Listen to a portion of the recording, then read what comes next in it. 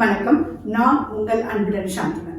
இந்த வீடியோவில் நம்ம கொடுக்கப்பட்டிருக்கிற cell reaction, electrochemical cell reaction ஃபீஸிபிளா இல்லையா அப்படிங்கிறத கொடுத்துருக்கிறது என்னன்னா Fe3+ அண்ட் காப்பர். ஸோ இந்த ரெண்டு ரியாக்ட் பண்ணும்போது அது ஸ்பான்டேனியஸ் ரியாக்ஷனா இல்லையா அப்படிங்கிறத நம்ம கண்டுபிடிக்கிறதுக்கு செல் பொட்டன்ஷியலை கண்டுபிடிக்கணும். செல் பொட்டன்ஷியலுடைய ஃபார்முலா பாருங்க, E0 cell is equal to E0 cathode minus E0 anode. இந்த ரெண்டையும் நம்ம சால்வ் பண்ணும்போது பாசிட்டிவ் வேல்யூல கிடைச்சதுன்னா அந்த ரியாக்ஷன் வந்து ஸ்பான்டேனியஸ் ரியாக்ஷன், அதாவது ஃபீஸிபிள் ரியாக்ஷன் நடக்கக்கூடிய ஒரு ரியாக்ஷன். ஸோ Fe3+ தான் காப்பர் கூட ரியாக்ட் ஆகும்போது என்ன நடக்கும் அப்படின்னு சொல்லி பார்த்தீங்கன்னா Fe3+ வந்து Fe2+ கன்வெர்ட் ஆகும். அப்போ இந்த காப்பர் வந்து என்ன ஆகும், காப்பர் 2+ Cu2+ கன்வெர்ட் ஆகும். இப்போ கேத்தோட ஆனோட் இதில் எது அப்படிங்கிறத நம்ம வந்து கண்டுபிடிக்கணும். இப்போ பாருங்க, Fe3+ல ஆக்சிடேஷன் நம்பர் +3லேருந்து +2க்கு மாறி இருக்கு. ஸோ ஆக்சிடேஷன் நம்பர் வந்து என்னவா மாறி இருக்கு, டிக்ரீஸாக இருக்குது இல்லையா? ஸோ ஆக்சிடேஷன் நம்பர் டிக்ரீஸ் ஆச்சுன்னா அது என்னது, ரிடக்ஷன். ஸோ ரிடக்ஷன் வந்து கேத்தோட வந்து இருக்கும் இல்லையா? கேத்தோட்ல தான் ரிடக்ஷன் வந்து நடக்கும்.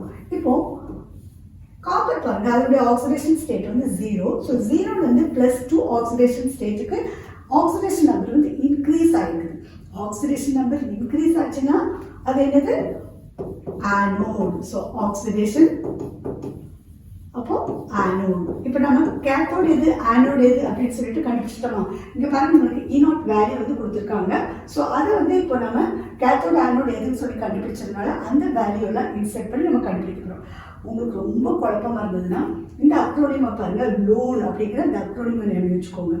லெஃப்ட் ஓ வந்து ஆக்சிடேஷன், அப்புறம் ஏ வந்து ஆனோடு, என் வந்து நெகட்டிவ். ஆக்சிடேஷன் நடந்துச்சுன்னா அது வந்து ஆனோடு அப்படின்னு சொல்லிட்டு நினைவில் வச்சுக்கோங்க.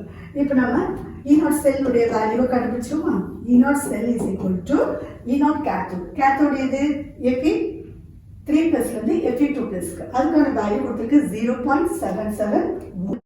அடுத்து நம்ம பார்க்கறது Cuலேருந்து Cu2+ மாறினதுக்கு நமக்கு கொடுத்துருக்க வேல்யூ வந்து 0.34 வோல்ட். So 0.34 volt. இப்போ இந்த ரெண்டையும் சால்வ் பண்ணால் நமக்கு என்ன கிடைக்கும், 0.43 வோல்ட். ஸோ இது பாசிட்டிவ் வேல்யூவாக இருக்குதா? ஸோ இந்த வேல்யூ பாசிட்டிவாக இருக்கிறதுனால இந்த ரியாக்ஷன் வந்து feasible reaction or spontaneous reaction சொல்லலாம்.